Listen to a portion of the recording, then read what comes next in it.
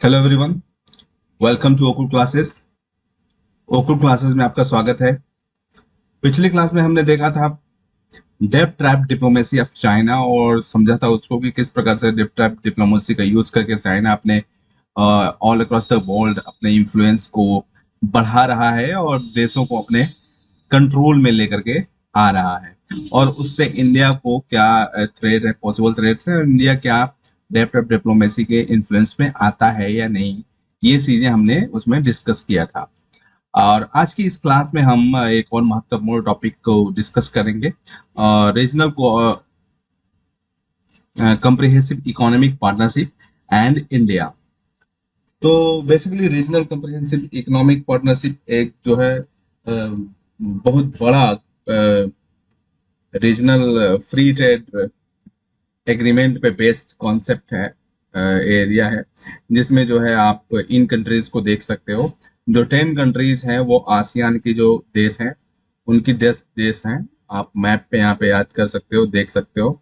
जो है वियतनाम, ठीक है, Vietnam, Thailand, Singapore, Philippines, Myanmar, Malaysia, Laos, Indonesia, Cambodia, Brunei, जो ये 10 मेंबर कंट्रीज हैं आसियान के, ठीक है।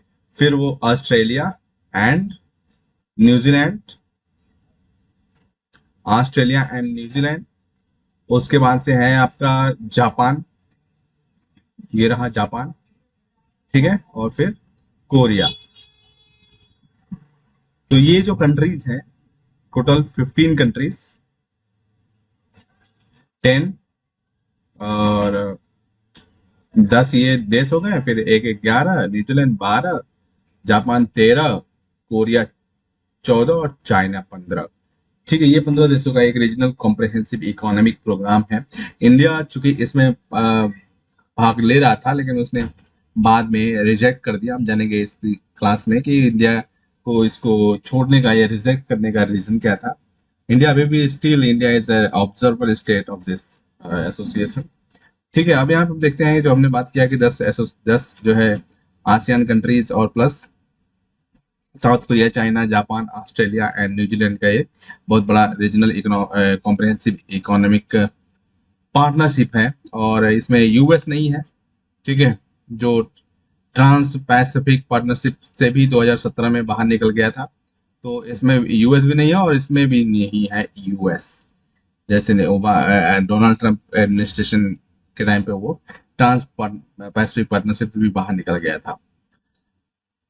ये जो रीसेप है ना, रीजनल कॉम्प्रिहेंसिव इकोनॉमिक प्रोग्राम, इस पे जो डिस्कशन है वो 2012 में शुरू हुआ था, नेगोशिएशन, बातचीत, और इंडिया उस नेगोशिएशन का भाग था। ठीक है, लेकिन 2019 में इंडिया ने इस पार्टनरशिप को छोड़ दिया। और इसमें जो प्रमुख उसका रीजन था कि इंडिया की जो चिंताएं थी, lower tariffs could hurt local producers. इसमें जो टैरिफ रेट्स होता है ना, उसको काफी कम करने का दृष्टिकोण रखा गया है। लाइक 90% तक जो है टैरिफ रेट्स को कम कर दिया जाएगा ट्रेड के बीच में। तो एक तरीके से जो है फ्री ट्रेड हो जाएगा फिर वो। और जो है वस्तुओं का आवाजाही जो है, प्रवाह काफी सुविधाजनक हो जाएगा। जैसे अगर मान लो इंडिया में ही किसी स्टेट में कोई सामान भेजा जाता है, तो वो जिस फ्रीली फ्लो करता है, सेम वैसी ही फीलिंग जब ये फ्री ट्रेड एरिया जब बन जाता, उस टाइम पे आता, like free flow of the goods and services. क्योंकि बॉर्डर पे बहुत ही मिनिमल टैरिफ्स लगाए जाते हैं। तो 15 देशों में ऐसे ही कंडीशन बनने वाली है। जो 15 इंडियन कंट्रीज, जो countries sign RCEP, world's largest trade deal है ये, ठीक है, जो उन देशों ने जो साइन किया है। तो उसका कुछ यहाँ पे कुछ फैक्ट्स फाइल्स दिए हुए हैं। तो ये जो कंट्रीज हैं वो पूरे जो 15 कंट्रीज हैं वो 70.5% ऑफ द वर्ल्ड पॉपुलेशन को होल्ड करती हैं, यानी कि 3.6 बिलियन पीपल यहाँ पे रहते हैं। और जो पूरा ग्लोबल ट्रेड है उसका 28% ये पूरे 15 देश होल्ड करते हैं। और 32% जो वर्ल्ड इकोनॉमी है यूएस डॉलर में, उसको होल्ड करते हैं अराउंड $32 ट्रिलियन। $32 ट्रिलियन की पूरी अर्थव्यवस्था है इन देशों की मिला करके। ठीक है, ये यहाँ पे एक टाइमलाइन दिया हुआ है, और वो टाइमलाइन आप इस फैक्ट्स को याद रखना है कि आंसर में आप अपने जो है यूज कर सकते हैं। और ये फर्स्ट राउंड ऑफ नेगोशिएशन 2013 5 मई को शुरू हुआ था, एंड इंडिया जो है नवंबर 2005 में 19 में इससे बाहर निकल गया था। नवंबर 2020 में the RCEP is signed at the 37th ASEAN summit in Hanoi. Hanoi में जो है ये साइन कर दिया गया था। नवंबर 2012 में देखा जाए अगर, तो the launch of RCEP negotiations ASEAN and 6 partners, ये यहाँ पे लॉन्च लॉन्च किया गया था। सॉरी, मैंने टाइमलाइन थोड़ी सी गलत तरीके से देख दी। यहाँ पे देख लो आप, नवंबर 2012 में साइन किया गया था, ये 13 में जो है फर्स्ट राउंड, 2014-19 में 28th round of the RCEP negotiations and 3 recep RCEP summits were held, and 7 July 2020 the 31st round of the RCEP negotiation is held in virtual format due to the COVID-19, right. और यहाँ पे India जो है observer state के का है। Observer state का मतलब होता है कि वो सिर्फ देख सकता है वहाँ पे मीटिंग्स में, वहाँ पे भाग ले सकता है, बैठक में भाग ले सकता है, और चाहे तो स्पीच भी दे सकता है, लेकिन कोई प्रस्ताव नहीं लेकर के आ सकता। वो उसको ऑब्जर्वर स्टेट बोलते हैं। ऑब्जर्वर स्टेट को मेंबर स्टेट होने में ज्यादा दिक्कतों का सामना नहीं करना पड़ता है। इंडिया ने क्यों इस RCEP को, regional comprehensive economic program partnership को छोड़ा? पहले तो आप देखो, अनफेवरेबल बैलेंस ऑफ ट्रेड, क्योंकि चाइना के साथ इंडिया का जो है ट्रेड डेफिसिट है, पहले से ही है, ठीक है। और दो the trade has increased in the post free trade agreement with south Korea, ASEAN countries, Japan के साथ जो है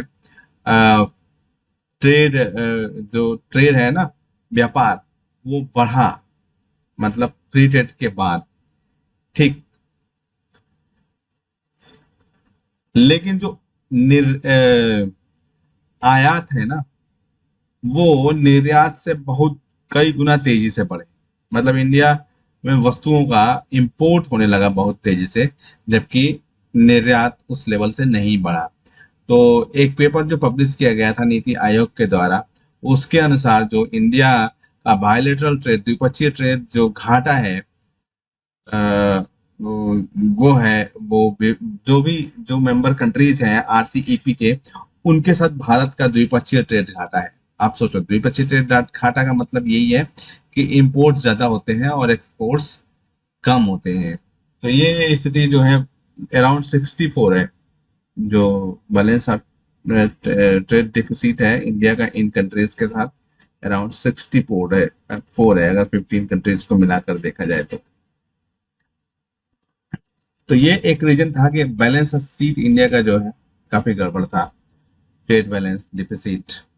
और इंडिया हैज ऑलरेडी साइंड, मतलब इंडिया ने इन देशों के साथ जो भी 15 मेंबर्स हैं, उसमें से जैसे चाइना को छोड़ दिया जाए, अगर चाइना को छोड़ दिया जाए, तो बाकी जो कंट्रीज हैं उनके साथ इंडिया का ऑलरेडी ट्रेड, आसियान के साथ है, ऑस्ट्रेलिया के साथ है, न्यूजीलैंड के साथ है, जापान के साथ है, साउथ कोरिया के साथ है, ट्रेड FTA है, फ्री ट्रेड एग्रीमेंट्स। और जो ट्रेड डेटा है वो बताते हैं कि इंडिया का जो है डेफिसिट घाटा है चाइना के साथ, which it does not have a trade pact, जिसके साथ ट्रेड पैक्ट नहीं है उसके साथ जो है इतना घाटा है, और is higher than the remaining RCEP constituents put together. और जो ट्रेड डिफिसिट है, वो जो पूरे जो RCEP के मेंबर्स हैं ना, उनके साथ जो ट्रेड डिफिसिट है, उससे बहुत गुना, कई गुना ज्यादा है। तो अगर ये फ्री ट्रेड हो जाएगा, तो आप सोचो, अभी फ्री ट्रेड नहीं है, फ्री ट्रेड नहीं है, तो इतना ज्यादा फ्लो है इंडियन चाइनीज वस्तुओं का इंडियन मार्केट में, इंपोर्ट्स इतना ज्यादा होता है। और अगर फ्री ट्रेड हो गया, फिर क्या होगा? एक तरीके से फ्लड आ जाएगा चाइना, और जो डेफिसिट है, वो चाइनीज वस्तुओं का फ्लड आ जाएगा इंडियन मार्केट में और पूरी तरीके से। और जो ट्रेड डिफिसिट है, वो और भी ज्यादा मतलब कॉम्प्लेक्स हो जाएगा और बढ़ जाएगा। तो इंडिया को इस बात का भी डर है। तो जो ट्रेड डिफिसिट है, वो प्राइमरी कंसर्न है इंडिया का, जो सबसे पहली चिंता यही है इंडिया की। As after signing RCEP, cheaper products from China would have flooded the Indian market. जो सस्ते चाइना के प्रोडक्ट हैं वो भारतीय बाजार में पूरी तरीके से भर जाएंगे। आगे अगर जियो पॉलिटिकल पर्सपेक्टिव से देखा जाए तो ये जो रीजनल कंप्रिहेंसिव इकोनॉमिक पार्टनरशिप है, ये चाइना के इन्फ्लुएंस को इस पूरे एशियन रीजन में बढ़ाने का दृष्टिकोण है। तो ये एक चाइनीज एंगल भी है। एक तो आपने देखा था कि अनफेवरेबल बैलेंस ऑफ ट्रेड है, फिर चाइनीज एंगल है, अब है no acceptance of auto trigger mechanism. Auto trigger mechanism है एक, अभी इसको हम देखने वाले हैं। इसमें जो बॉलबेट ट्रेड में जो है यूज किया जाता है अपने जो इंटरेस्ट है उसको प्रोटेक्ट करने के लिए। तो to deal with the minimum rise in imports, India has been seeking an auto trigger mechanism. Auto trigger mechanism would have allowed India to raise tariff on product in instances where imports crosses a certain threshold. उसमें auto trigger में ये होगा कि जैसे कि अब मान लो India ने चाइना के साथ किसी वस्तु के व्यापार में एक लिमिट तय कर दिया कि 10,000 रुपए का सामान जो है हम इससे लेंगे, इसमें लेंगे। और अब जब 10,000 रुपए से ज्यादा का सामान मार्केट में फ्लो करने लगता है तो इंडिया यहाँ पे टैरिफ लगा सकता है। ठीक है, वहां पर टैरिफ लगा सकता है, यानी कि एक कैप डिसाइड करेगा इंडिया, एक सीमा डिसाइड करेगा कि यहाँ तक हम एक्सेप्ट कर सकते हैं, उसके बाद हम टैरिफ लगा देंगे। तो वहां पर टैरिफ इंडिया लगा के उसको नियमित विनियमित कर सकता है। लेकिन जो कंट्रीज थे RCEP के, वे सब इस प्रपोजल के अगेंस्ट में थे। और इंडिया ऐसा इसलिए कर रहा था क्योंकि जो इंडिया के बहुत सारे जो सेक्टर्स है ना, लेवलीहुड पे बेस्ड सेक्टर्स है, और अगर उनमें free flow of the goods and services होने लगेगा तो उनको कंपटीशन झेल नहीं पाएंगे और कोलैप्स हो जाएगा। मतलब एक तरीके से सिस्टम चरमरा जाएगा इंडिया। जैसे कि आप अगर मिल्क सेक्टर को ले लो, मिल्क सेक्टर में इंडिया में ऐसे जो पशुओं का ऐसा प्रजाति नहीं है जो बहुत ज्यादा दूध देने वाले पशु होते हैं, उनका जो, और उनके पास जो है, चाइना के पास जो है वो इसमें काफी इन्वेस्टमेंट कर दिया है उन लोगों ने। ठीक है, हालांकि भारत सबसे बड़ा दूध उत्पादक देश है, लेकिन वहां पे इंडिया में खपत भी बहुत ज्यादा होती है, और जो दूध का मूल्य है ना वो एक मतलब तरीके से सस्ता होता है। लेकिन अगर जो बाहर से आने लगा और भी चीपर, मतलब उनपे उनका इन्वेस्टमेंट कम होता है लेकिन प्रोडक्शन ज्यादा होता है, तो ऐसे में वो चीपर मिल्क प्रोडक्ट्स जो है इंडिया में बेचने लगेंगे, तो इंडिया में जो मिल्क मिल्क का प्रोडक्शन है वो मतलब डाउन हो जाएगा। तो इससे दिक्कत हो सकती है। इस तरीके से और भी जो सेक्टर्स हैं एग्रीकल्चर सेक्टर में, ठीक है, एग्रीकल्चर सेक्टर में हो गया, स्टील के सेक्टर में, स्टील जो चाइना, अभी भी जो इंडियन कंपनीज भी है ना वो चाइना से ही स्टील लेकर के सामान को खरीदती हैं। जो हमारा स्टील अथॉरिटी ऑफ इंडिया है वो घाटे में चल रहा है कि मतलब वहां से इनसे स्टील नहीं खरीदता कोई, स्टील चाइना से खरीदते हैं। स्टील का बहुत बड़ा प्रोड्यूसर है चाइना, और चाइनीज जो स्टील होता है वो काफी क्वालिटी वाला होता है।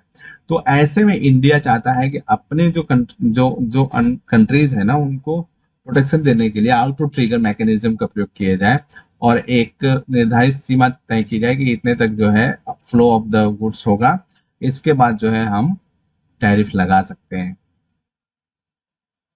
तो इस पर भी जो है सहमति नहीं बनी। वही डोमेस्टिक इंडस्ट्रीज को इंडिया प्रोटेक्ट करना चाहता है। ठीक है, जैसे हम डेयरी प्रोडक्ट की बात अभी कर रहे थे, वो जो घरेलू उत्पाद है, उद्योग है इंडिया का, उनको प्रोटेक्ट करने के लिए। तो जैसे ऑस्ट्रेलिया और न्यूजीलैंड के साथ जो है वो कंपटीशन नहीं कर पाएगा जो हमारा डेयरी इंडस्ट्री है। उनकी क्वालिटी उन पे कम निवेश पे है जो अदर प्रोडक्शन होता है, और इस तरीके से जो है इंडिया में वो, इंडिया की जो डेयरी इंडस्ट्री है वो कोलैप्स कर जाएगी। जो इंडिया के जो करंटली डेयरी प्रोडक्ट्स पे टैरिफ है ना वो 35% है। तो इसको खत्म करना पड़ेगा इंडिया को। RCEP binds countries to reduce the current level of tariff to zero within the next 15 year. आने वाले 15 सालों में जो है ये जो करंट टैरिफ है ना वो जीरो करना है। तो अगर जीरो कर दिया जाएगा तो एकदम कोई टैरिफ नहीं लगेगा। जैसे आज हम राजस्थान से जैसे गुजरात से अमूल का दूध आता है, उसी तरीके से ऑस्ट्रेलिया से फिर दूध आने लगेगा। तो क्या होगा फिर वो उनका कंपटीशन बढ़ जाएगा, और क्वालिटी के मामले में और चीपनेस के मामले में वो ऑस्ट्रेलिया और न्यूजीलैंड के मिल्क जो है आगे निकल जाएंगे। डेयरी प्रोडक्ट्स हमारे वहाँ के जो है घाटा चला जाएगा, जो लिवलीहुड और पे बेस्ड होता है बहुत सारा। तो ये एक तरीके से नुकसान हो जाता है इंडिया को। Lack of consensus on rules of the origin. Rules of origin पे जो है आउटो ट्रिगर पे तो चाइना एग्री कर गया था। आउटो ट्रिगर जो था ना उस पे चाइना एग्री कर गया था, लेकिन रूल्स ऑफ ओरिजिन पे एग्री नहीं किया। India has concerned about a possible circumvention of the rules of the origin. Rules of the origin are criteria used to determine the national source of product. जो product है ना उसका national source निर्धारित करने का एक रूल्स है। Current provision is the deal reportedly do not prevent countries from routing through the countries products on which India would maintain higher tariff. इसमें क्या होता है कि जो रूल ऑफ ओरिजिन का मतलब होता है, जैसा कि क्या है कि चाइना पे अगर आउटो ट्रिगर लगा दिया गया इंडिया ने, तो चाइना में जो कोई प्रोडक्ट बनता है पहले तो वो 10,000 तक का प्रोडक्ट जो है डायरेक्ट इंडिया के मार्केट में भेजेगा। ठीक है, तो यहाँ पे चाइना ने यहाँ पे टैरिफ लगा दिया इंडिया ने। अगर 10,000 का जो सिलसिला समाप्त होने के बाद चाइना क्या कर सकता है कि म्यांमार, जैसे फ्री ट्रेड है, कोई सीमा शुल्क लगने वाला हो म्यांमार भेजेगा, बांग्लादेश भेजेगा। ठीक है, फिर वो जो है सॉरी म्यांमार के रास्ते जो है म्यांमार के रास्ते वो इंडिया में भेज सकता है अपने प्रोडक्ट्स। तो रूल ऑफ ओरिजिन का मतलब ये है कि जो प्रोडक्ट जहां से बना है ना वो अप्लाई किया जाएगा। ये नहीं कि दूसरे के मार्केट से बेच करके वहां पे पहुंचा दिया। डायरेक्ट अगर जो प्रोडक्ट बना है जहाँ पे वो आइडेंटिफाई किया जाएगा और वहीं से आना चाहिए सीधे। इस पे चाइना जो है एग्री नहीं किया। होपफुली आपको ये चीज समझ में आई हो। और इंडिया को ये रिव्यू क्यों करना चाहिए कि हम जो मतलब इंडिया ने अपने आप को बाहर कर लिया, तो ये रिव्यू क्यों करना चाहिए इंडिया को वापस उसमें जाने के लिए। स्टैग्नेशन, स्टैग्नेशन का मतलब होता है मंदी। मंदी, अर्थव्यवस्था में मंदी। जो वैश्विक आर्थिक मंदी है कोविड के कारण, कोरोना वायरस के कारण, ठीक है, और इसकी वजह से जो है जो वैश्विक अर्थव्यवस्था है वो काफी मतलब डिक्लाइन कर रही है, नीचे जा रही है। इसमें RCEP can serve as a bulwark in containing a free fall of the global economy and re-energize economic activity। RCEP से क्या हो सकता है कि जो इकोनॉमी बहुत तेजी से नीचे जा रही है उसको कंट्रोल किया जा सकता है और उसको फिर से उत्साह का उसमें संवर्धन किया जा सकता है, मतलब फिर से उत्साह उसमें भरा जा सकता है। ये एक काम हो सकता है RCEP के द्वारा। साथ ही आगे RCEP present unique opportunity to support India's economic recovery. India की जो आर्थिक रिकवरी है, जो इंडिया जो आर्थिक रूप से रिकवर कर रहा है उसको RCEP सपोर्ट कर सकता है। और साथ ही जो जॉब क्रिएशन की जो समस्या से इंडिया जूझ रहा है, जॉब नहीं बन रही है, नौकरियां नहीं बन रही हैं, तो उसके बाद से जो जब हम RCEP ज्वाइन कर लेंगे तो इसकी समस्या पे भी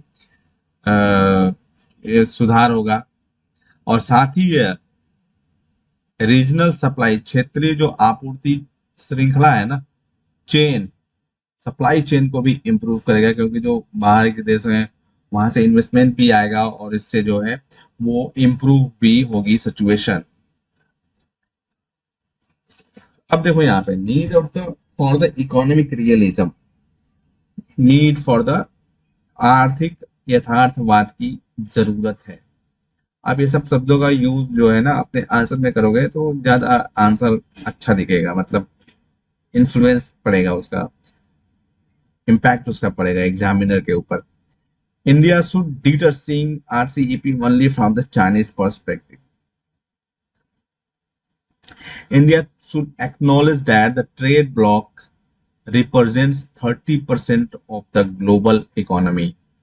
वैश्विक अर्थव्यवस्था का 30% जो है रिप्रेजेंट करता है यह, और वर्ल्ड पॉपुलेशन का टचिंग ओवर 2.2 बिलियन पीपल। मतलब ये बहुत बड़ा मार्केट भी बनने के इसके अंदर पोटेंशियल है। 2.2 बिलियन पीपल जो है यहाँ तक पहुंचते हैं, इस देशों में रहते हैं।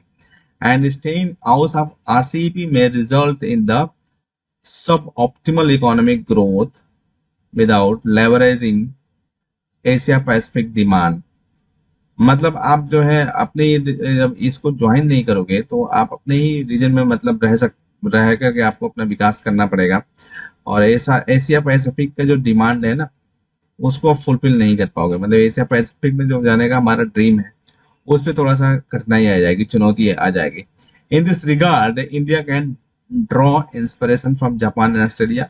ऑस्ट्रेलिया और इंडिया से यहाँ पे इंडिया भारत जो है प्रोत्साहन ले सकता है, सॉरी प्रेरणा ले सकता है। As they choose to bury their geopolitical differences with China. मतलब इन्होंने भी तो चाइना के साथ सहयोग कर रहे हैं ना ये। जापान तो उसका परंपरागत दुश्मन है, और साउथ कोरिया भी नॉर्थ कोरिया की वजह से उसका दुश्मन है। मतलब एक तरीके से गंभीर मतलब गंभीर स्थिति है दोनों के बीच में। तो यहाँ पे जब जापान उसको इन मदद कर सकता है जियोपॉलिटिकल डिफरेंसेस को अपने भुला करके, तो इंडिया भी तो कर सकता है। हमको यहाँ से प्रेरणा लेना चाहिए, क्योंकि जो आज का जो एरा है ना, जो समय है, वो इकोनॉमिक कोऑपरेशन का है। इकोनॉमिक कोऑपरेशन को ज्यादा से ज्यादा बढ़ाना है ताकि अपने लोगों का सामाजिक आर्थिक विकास जो है तेजी के साथ किया जा सके। तो ऐसे में इंडिया को जापान और साउथ कोरिया से प्रेरणा लेकर के इसको ज्वाइन करने चाहिए, इसमें कोई दिक्कत नहीं है। India can join it. जो स्ट्रेटेजिक नीड है, रणनीतिक आवश्यकता, वो भी कहती है कि जो है आरसीईपी को ज्वाइन करो। ये सिर्फ जो है ट्रेड की वजह से नहीं, इससे जो है इंडिया का जो इंटरेस्ट है और जो अन्य देशों के साथ जो इंटरेस्ट है वो चाइना के साथ जो है बैलेंस करने के लिए इंडिया को स्ट्रेटेजिकली इसको ज्वाइन करना चाहिए। और ये स्ट्रेटेजिक इम्पोर्टेंस इसका यह भी है कि इससे जो है ये भारत की जो एक्ट ईस्ट पॉलिसी है ना, एक्ट ईस्ट पॉलिसी, उसको भी सपोर्ट कर सकता है। जैसे आप एक्ट ईस्ट पॉलिसी में आसियान के जो कंट्रीज हैं 10 कंट्रीज, और जो इंडो पैसिफिक रीजन है उधर इंडिया को जो है अपना ध्यान केंद्रित करना है। तो ऐसे में ये एक रास्ता हो सकता है। आसियान के पूरे 10 देश यहाँ पे शामिल है, ठीक है, साउथ ईस्ट एशिया के, और इंडो पैसिफिक में आपका ऑस्ट्रेलिया, ठीक है, न्यूजीलैंड, जापान और साउथ कोरिया, ये सब पैसिफिक ओशन के कंट्रीज हैं, ये भी इसमें इनके मेंबर हैं। तो इस तरीके से जो है वो आसान हो जाएगा काफी। जो एक्ट ऑफ ईस्ट पॉलिसी है इंडिया की, उसके जो गोल्स हैं उनको अचीव करना थोड़ा आसान हो जाएगा। अब हम इस यहाँ पे कंक्लूजन के रूप में देखते हैं कि acknowledging India's economic heft and value as a market, the RCEP members have left the door open for India। जो इंडिया की इकोनॉमी और उसके जो मार्केट की जो वैल्यू है ना, उसको देखते हुए जो आरसीईपी के मेंबर है अभी भी भारत के लिए उन्होंने दरवाजा खुला रखा है, और उनको भारत को एक ऑब्जर्वर स्टेट का दर्जा दिया हुआ है, और इंडिया ऑब्जर्वर स्टेट के रूप में जो है उनकी बैठकों में शामिल होता है। और 18 मंथ का जो कूलिंग पीरियड है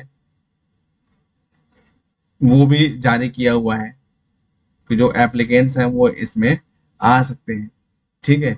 इंडिया अपनी जो चीजें हैं, जो चुनौतियां हैं, उनको हैंडल करके जो है इनको ज्वाइन कर सकता है इंडिया। तो इंडिया के पास अभी भी ऑप्शन है।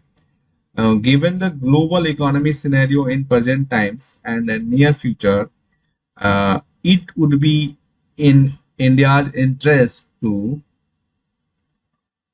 dispassionately review its position on RCEP and carry out a structural reform that will help India to mitigate some of the repercussions arising from the RCEP। जैसे कि हमने बात किया कि अब इंडिया को जो है थोड़ा सा टाइम लेना चाहिए और इस पर सोचना चाहिए, और फिर जो है सोचने के बाद कुछ ऐसे स्टेप्स लेना चाहिए जिससे जो है वो अपने इंटरेस्ट को प्रोटेक्ट कर सके इस रीजन में, और फिर आरसीईपी को इंडिया को ज्वाइन करना चाहिए, क्योंकि ये काफी महत्वपूर्ण रहेगा और इंडिया के कई सारे जो गोल्स इससे पूरे हो जाएंगे। लोकेस्ट पॉलिसी, इंडो पैसिफिक रीजन में अपनी पहुंच बनाना है, ठीक है, और जो इंडिया की इकोनॉमी को स्टेबलाइज करना है, रोजगार जॉब्स क्रिएट करने हैं, तो इन सब के लिए जो है जरूरी है कि इंडिया इसको फिर से एक बार रिव्यू करके और ज्वाइन करे।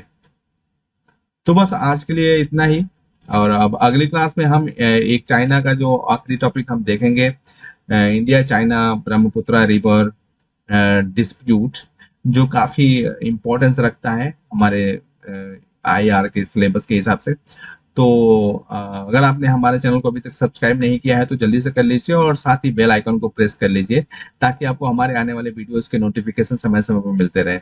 अगर आपको इस टॉपिक में समझाए गए किसी भी कॉन्सेप्ट को लेकर कोई भी क्वेरी है तो आप नीचे कमेंट सेक्शन में लिख सकते हैं, मैं खुद पर्सनली उसका रिप्लाई 24 घंटे के भीतर करूंगा। आप हमें सुझाव भी दे सकते हैं ताकि अगर जरूरत पड़े तो हम उसमें सुधार कर सकते हैं। आप हमसे हमारी ओकुल वेबसाइट, हमारे Facebook page, Twitter page, Telegram channel या फिर ईमेल के माध्यम से जुड़ सकते हैं। ये सभी लिंक्स नीचे डिस्क्रिप्शन में दिए गए। और इन वीडियोस को अपने दोस्तों के साथ, अपने कलीग्स के साथ शेयर करना नहीं भूलें ताकि इनसे सभी की हेल्प हो सके। इस सेशन में हमसे जुड़ने के लिए आपका धन्यवाद। मिलते हैं अगले सेशन में बहुत जल्द। तब तक ओकुल के साथ लर्निंग को एंजॉय करते रहें। आपका दिन शुभ हो। Thank you so much.